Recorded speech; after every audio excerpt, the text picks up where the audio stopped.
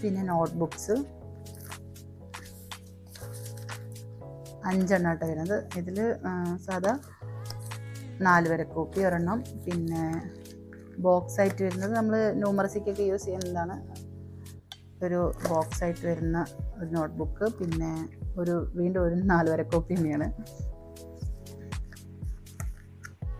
പിന്നെ പ്ലെയിൻ ആയിട്ട് ഡ്രോയിങ്ങിനൊക്കെ യൂസ് ചെയ്യുന്ന പോലത്തെ ഒരു ബുക്ക് വരുന്നുണ്ട്.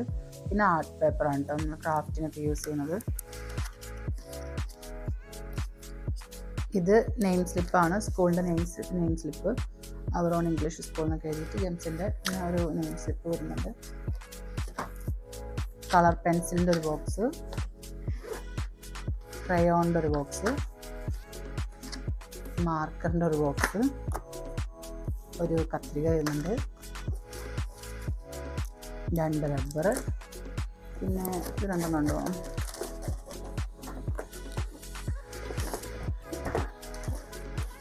ഒരു ഗമ്മ്.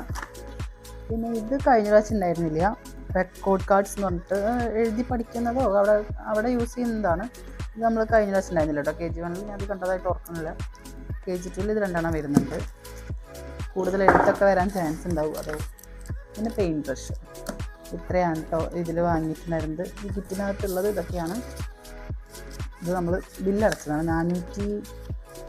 482 ദിർഹംസാണ് ഈ സാധനത്തിൻ്റെ കൂടെ റേറ്റ്. നമ്മൾ സ്കൂളിൽ നിന്ന് വാങ്ങിക്കുമ്പോൾ ഇങ്ങനെ എല്ലാം കൂടെ സെറ്റായി കിട്ടും.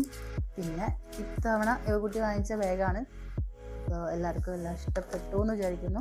അപ്പോൾ ഇത്രയും ഐറ്റംസാണ് കുട്ടിയുടെ KG2 ഒരു അക്കാദമിക് ഇയറിലേക്ക് ആവശ്യമായി വരുന്നത്. അപ്പോൾ നമ്മൾ വീഡിയോ ഇഷ്ടപ്പെട്ടാൽ ലൈക്ക് ചെയ്യാൻ മറക്കരുത്. Thank you for watching.